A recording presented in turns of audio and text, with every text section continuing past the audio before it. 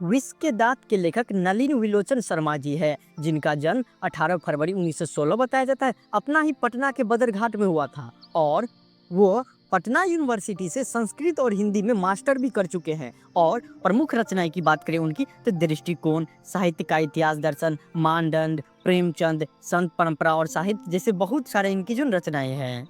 But ये जो कहानी लिया गया है विष के दांत, वो उन्हीं की कहानी संग्रह विष के दांत और अन्य कहानी नामक से लिया गया है।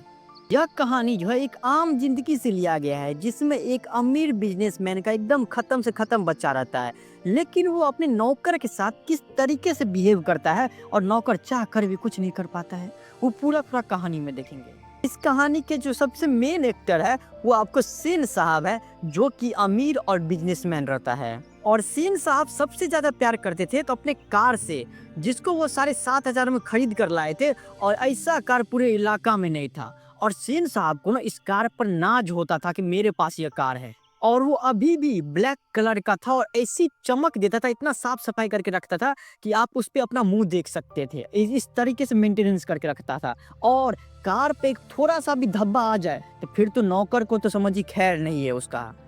वैसे तो सेन साहब की 5 बेटी थी, जिनका नाम है सीमा, रजनी, आलो, शेफाली, अग्रति। और एक ही बेटा था उनका, जिनका नाम खोखा था, लेकिन कभी कभी जो है ना उसको कासू नाम से जो है सेन साहब बुलाते रहते थे प्यार से।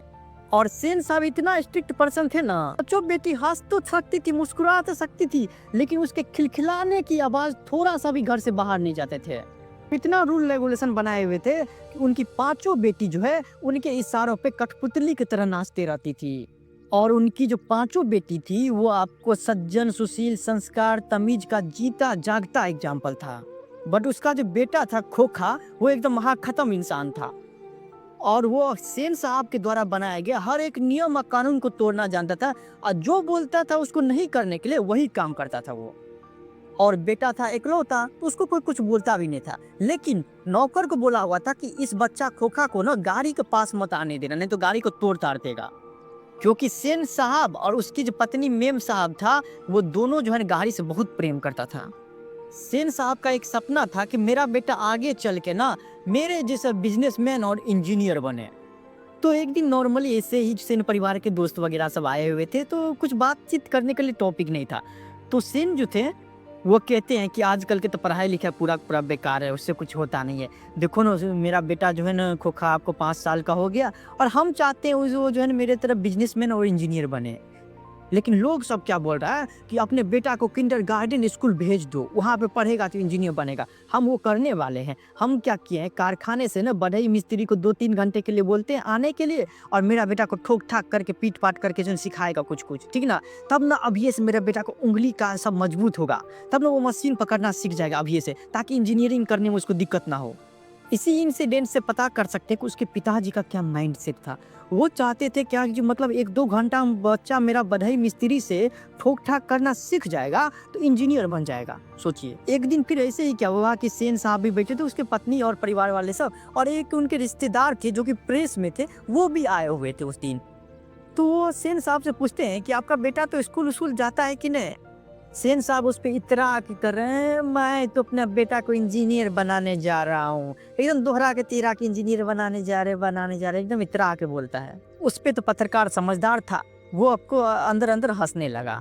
उस पर सेन साहब पूछते हैं कि अच्छा, आप अपना बेटा को क्या बनाना चाहते हैं। तो उस पर पत्रकार जवाब देता है, मैं चाहता हूँ कि वो जेंटलमैन बने, और जो कुछ बने उसका काम है, उसे पूरी आज़ादी देगा अपने हिसाब से स्ट्रीम चूज करने के लिए, और वो अपने हिसाब से जो भी करना चाहता है वो करे। उस पर जो है आपको सेन साहब ऐंठ कर बोलते हैं। उतने में ही बाहर से कुछ शोरगुल का आवाज आया, तो सब आदमी जो है निकल के आया, तो देख रहा है उसका नौकर जो है एक औरत के साथ उलझ रहा था। और औरत का जो छोटा सा बच्चा था वो दिखने में तो छोटा सा था, लेकिन कोशिश करता था ड्राइवर को मारने का कोशिश करता था। नौकर कहता है कि देखिए साहब, मदन गाड़ी को छू रहा था और गाड़ी पे गंदा लग जाता, तो हम मदन को मना किए, तो उसकी माँ भी हमसे ही लड़ाई करने के लिए तैयार हो गई है। मदन की माँ, मदन को ले जाओ और देखना वो फिर ऐसी हरकत ना करे। और यह जो बच्चा मदन था, वो सेन साहब के यहाँ जो काम कर रहा था ना, एक किरानी, उसी का बेटा था।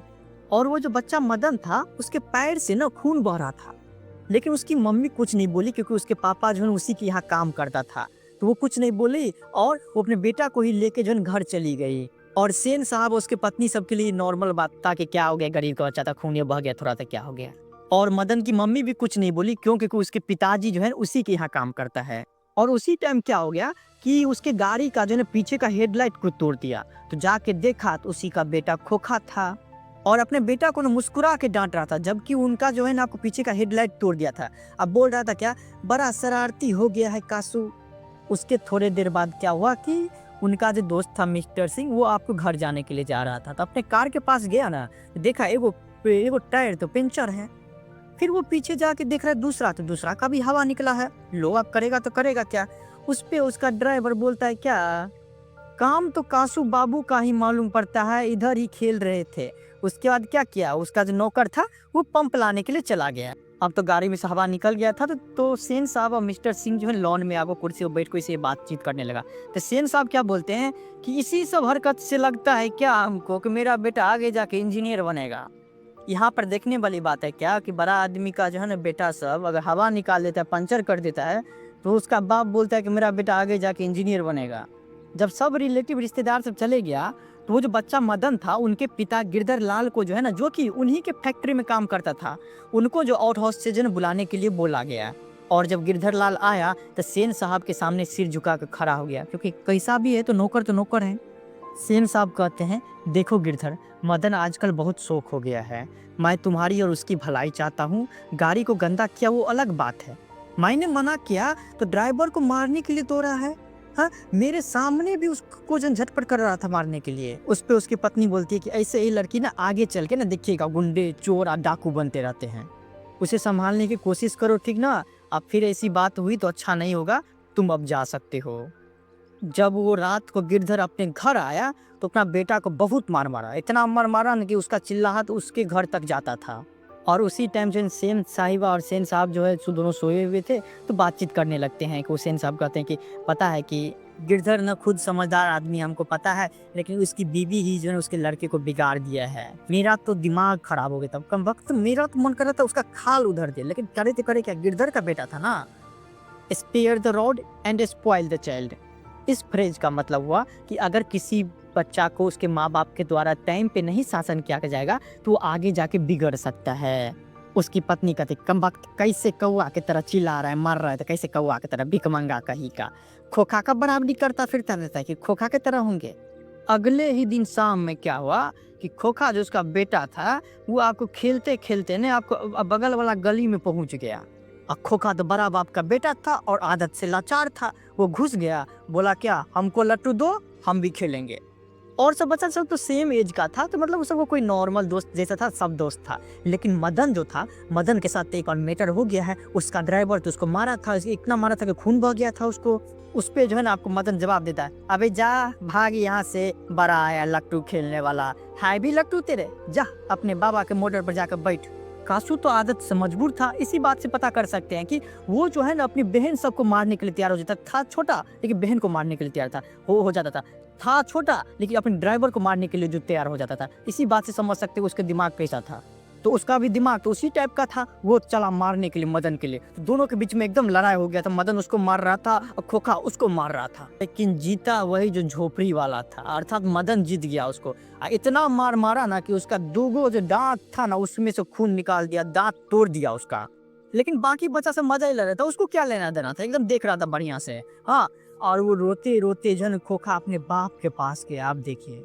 और इधर मदन और मदन के दोस्त सब जैसे ही लड़ाई उड़ाई खत्म हुआ तो सब अपनी अपनी जगह चले गया। उसको लगा कि जैसे भी होगा कि हम घर में घुस जाएंगे, खाना खा लेंगे, भूख बहुत लगा है। और मम्मी पापा तो सो गए होंगे, तो हम भी जाके कहीं सो जाएंगे, सवेरे निकल जाएंगे। धीरे धीरे दबे पाँव से आया, किचन में गया।